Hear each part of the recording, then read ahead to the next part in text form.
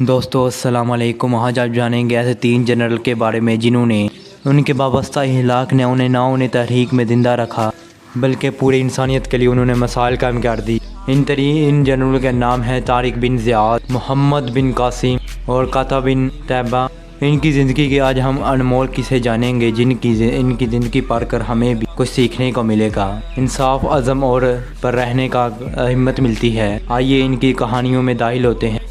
سب سے پہلے بات کرتے ہیں طارق بن زیاد کی۔ طارق بن زیاد کی فتح، اسپین کی فتح، جن کی بہادری کا نمونہ ہمیں 711 عیسوی میں دیکھنے کو ملا تھا، فتح کے دوران دیکھنے کو ملا تھا۔ طارق بن زیاد ایک بہت ہی بہادر کمانڈر تھے۔ ان کو ایک خاص مشن دیا۔ جب طارق بن زیاد اسپین کے پاس پہنچے تو انہوں نے اپنے سپاہیوں کے سامنے ایک ایسی سپیچ پہنچی جو اس طریق سنارے الفاظوں کے ساتھ لکھی گئی ہے۔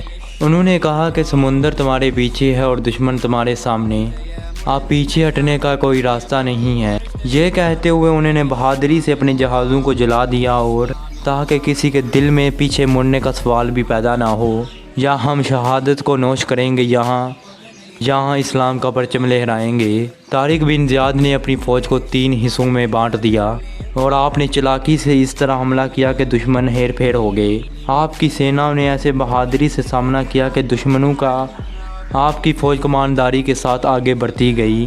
آپ کی فوج نے الاندلس کی ایسی حصے میں قبضہ کر لیا تھا جس پر قبضہ کرنا بہت مشکل تھا۔ اس فتح کا اصل مقصد ایک علاقہ حاصل کرنا نہیں تھا۔ طارق کا اصل مقصد اسلام کو پہچانا تھا اور اسلام کی سچائی وہاں تک لوگوں تک پہنچانی تھی کہ اسلام ہی سچا مذہب ہے۔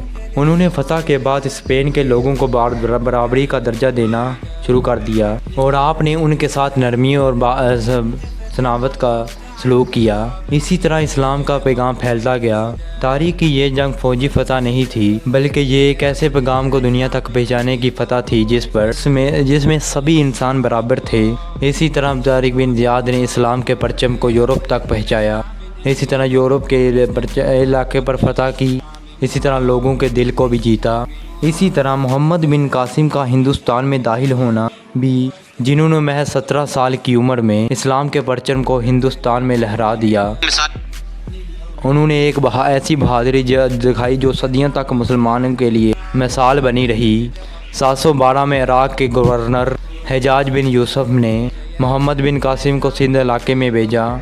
یہاں کا راجہ داہر تھا جس نے مسلمانوں کے ساتھ دشمنی کا رویہ اپنایا ہوا تھا۔ پارٹ 2 کے لیے کمنٹ ضرور کریں اور کمنٹ میں